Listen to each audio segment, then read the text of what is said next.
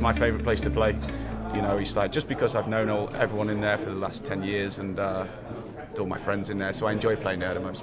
We play once a week on a Friday. We're going to play £50, £100. No professionals, just me get to play. Some weeks we play 200, £400, like randomly, like just get a couple of guys in. Then we might play 5-10 the week after. Like it's just a social game. And then every now and then, if we fancy a bigger game, we play a bigger game. But it's just nice to have a local game with friends once a week, and it's enjoyable. Well, if I'm honest, when I went into the final, I was like second in chips and Antonio was first.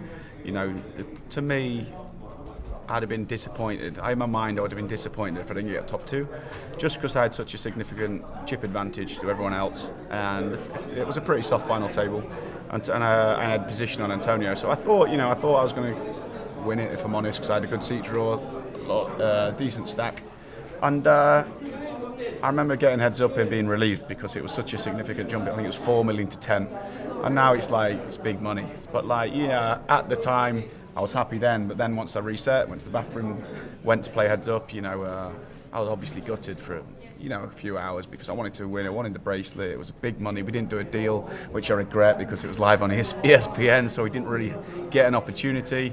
So that was a little bit stupid on my behalf that I just didn't put myself before ESPN, etc. So it's like, yeah, you learn from your mistakes. It's a pretty expensive mistake, but Antonio played great. He got dealt the best hands, he got dealt a lot of good hands, and he was unstoppable that day, so he deserved to win. And I'm just fortunate to get second because I also ran well in the final. It could have easily gone either way. When I used to play in Macau with Paul, my average session was 20 to 30 hours, and that was tiring because normally I'd been up 20 hours before we started, so that was difficult. Yeah, that was like a true test to my game, and that's where I learned that I wasn't playing so well in the later stages, and I like to think that I learned from that. And I've recognised that, and now I quit a little bit early, maybe sometimes when I am tired. But my average session depends on the game. If the right players are stuck, do you know what I mean? They never want to quit, and I hate leaving if I'm winning because sometimes I'm stuck and I don't want to quit. So I like to just play as long as I can. I love poker, so it's like I was saying before, if the game's good and people want to keep playing, I'm happy to play as much. We get enough time off. Like when I go home from here, I'll take 2 weeks, 3 weeks off at home doing nothing. So. When I come away to places like this, I just like to play as much as I can, and I'll rest up when I go back home. Yeah, I haven't played with him for like a few years now, but from when I did start playing with him, I think I played with him from when he just started learning. And I always remember, like I went there and I played in a game, and I felt like I had a good understanding of how Paul played and how a few of the guys played. And I remember I went away for 4 or 5 months, went back, had these opinions on the way he played and these reads, if you like, and he just adjusted and improved so much in them 4 or 5 months, and he crushed me for a few days before I realised he'd adjusted and improved. And I remember that was a realisation to me how smart he was. And I've played with people who are professionals for 10, 15 years and they haven't improved. Paul's not that type of character.